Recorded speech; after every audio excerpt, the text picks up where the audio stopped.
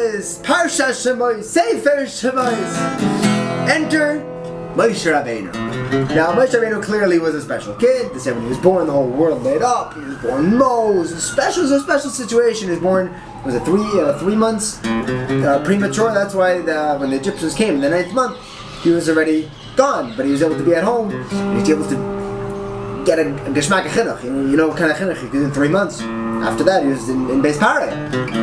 But the Chazal tell us, we know, that the moment that Moshe became Moshe Rabbeinu was not Minamai Mishisu. It was that one moment when he was shepherding and he looked to the side and he sees a burning bush. And I would be like, whoa. And continue walking. But Moshe Rabbeinu said, hang on a second, there's something going on here. And he looked a little deeper and he looked to see beyond. So there's a burning bush. But it's not been consumed. There's more going on over here. In that moment, he approached. And that's when the Malach showed up. And that's when he spoke to Hashem. And that's when the Rebbeinu Shalom said, Reb Moshe, you're Moshe Rabbeinu. And he appointed him at that moment. It was a huge moment. I think Rabbi Neumann and Chavetz Chaim were here, and so used to say that that if Moshe Rabbeinu wouldn't have directed his attention and focused on the sneh, he would have walked on into oblivion. That's Geschmack Lashon. But this was that key moment where he changed into the Rav of Am Yisrael, the one who's going to be Mekabel the Torah. It's all that one little moment. The question is, what was the schus? What was he doing right before he got the sneh? He got that appointment. And if you look at the passage before, he was being ro'etzah, and he was shepherding his sheep in a desert, which between you and me is probably not the best place to find, good grazing land. But so Rashi over there comes in and is like, what's he doing in the desert? Find a nice pasture. Grass, not cactus. And Rashi tells us that he was avoiding Gezel. He didn't want the sheep the soil sheep, I guess, to eat from other people's fields. So he brought it out into no man's land. It's probably not desert, like a sandy desert, but no man's land, totally hefker, where they can graze beheter.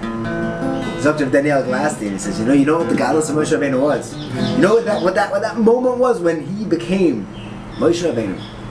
He was just avoiding stealing. Gezel. Pretty basics, right? Any guy will admit there's something wrong about stealing. Nobody steals. It's a small act. Great people do small things. Rav says that you can tell a great person by how much they value small things. And you know what? People who perceive themselves as being huge, as being great, as being, about like Aiva, they self-combust.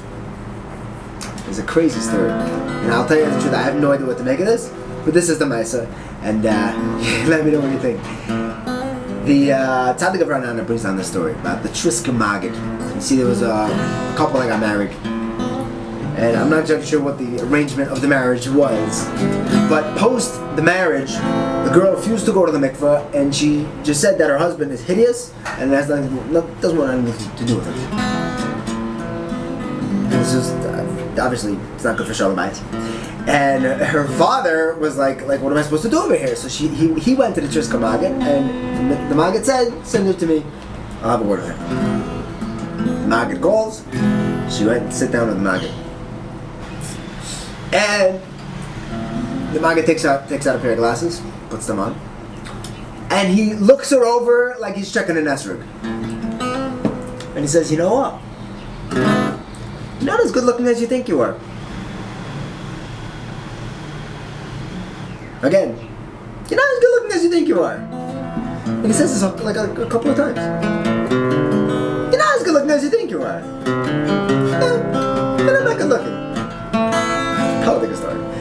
Because she walked out of there, and her whole perspective changed. The Maggid told her, you're lucky you married a Talmid Chacham who's not so into Gashmias. I don't know if anyone else would marry you. You're not that good looking. And she went outside with a new perspective on herself. Probably not like the healthiest self-esteem, I'm not sure. I really don't know what to make of this. But after that, they had Shalom Bayis because she was just pumped that she had a beautiful husband. It was her own ego that was getting in the way of her entire life.